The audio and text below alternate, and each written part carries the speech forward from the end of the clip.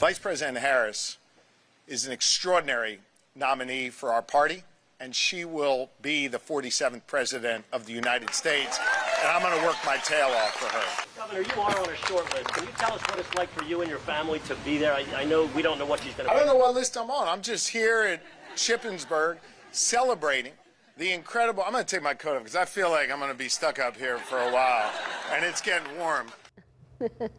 Governor Josh Shapiro once again facing questions from reporters. Will he join Vice President Kamala Harris on the Democratic ticket in the race for the White House?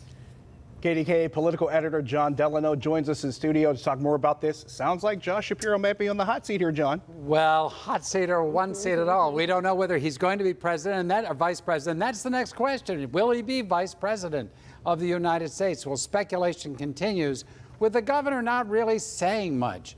Today he was asked if Vice President Harris's campaign had requested information from him. Let's take a listen.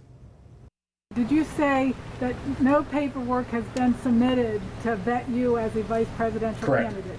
There's reporting out there that suggests otherwise, and that's why I'm asking. I just answered you, okay. Yeah.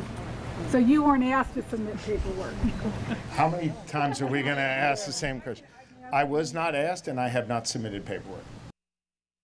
Well, that answer does not mean that he's not being vetted for the position of vice president.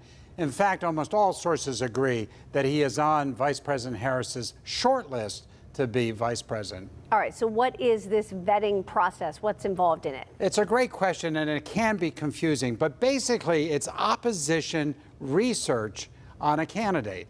You look for everything that he said or has done or has written or has sponsored in case there's something negative that can be used against him.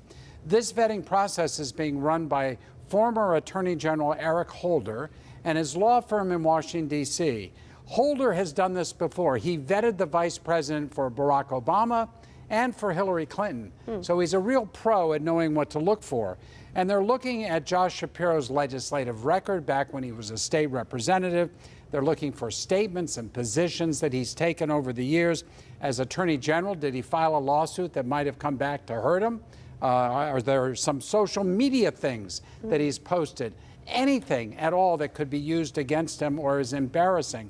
And of course, you'll remember there are things you could have said 20, 30 years ago that were perfectly okay then, but might not be politically correct today. Yeah. This is what they're looking at. It's opposition research on Josh Shapiro on their own, so they can know in advance what's going on. Sounds like there's a lot of questions to answer, and I'm sure you'll stay on top of it and keep us informed. We're watching every moment of it. Yes, All sir. right. Thank you so much, John.